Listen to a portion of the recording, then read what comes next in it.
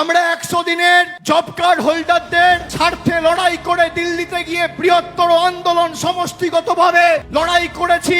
তাদের হকের জন্য প্রশ্ন তুলেছি, তাদের স্বার্থে লড়াই করেছি। আমাদের মহিলা সাংসদ, বিশেষ করে এসসি, এসটি, ওবিসি, জনজাতি, মূলবাসী, তপশিলি জাতি, উপজাতি প্রতিনিধিদের চুলের মুঠি ধরে ছেঁচড়াতে টানতে টানতে দিল্লির কৃষি ভবন থেকে অমিত শাহ স্বরাষ্ট্র মন্ত্রকের অধীনে থাকা দিল্লি পুলিশ বার করেছিল। আমরা মাথা নত করিনি।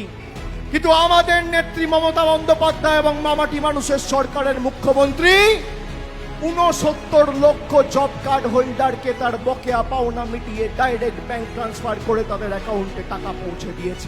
আমরা যদি 69 লক্ষ জব কার্ড হোল্ডারের স্বার্থে লড়াই করতে পারি, তাহলে 10 কোটি বঙ্গবাসীকে যারা বাংলাদেশি বলেছে তাদের যোগ্য জবাব দিতে এবং প্রতিশোধের রাজনীতি তুলতে গণতান্ত্রিকভাবে সমষ্টিগতভাবে পথে লড়াইয়ের আন্দোলনের রাস্তাও বেছে নেব।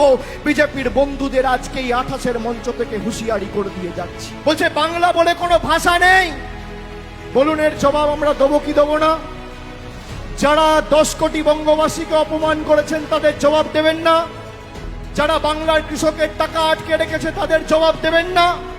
যারা জল জীবন মিশনের অধীনে বাংলার 10 কোটি মানুষের পানীয় জলের প্রকল্পের টাকা আটকে রেখেছে তাদের জবাব দেবেন না?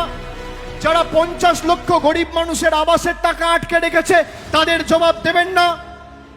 যারা বাংলা গ্রামীণ সড়ক যোজনার প্রায় 10,000 কোটি টাকার উপর এখনো আটকে রেখেছে তাদের জবাব দেবেন না?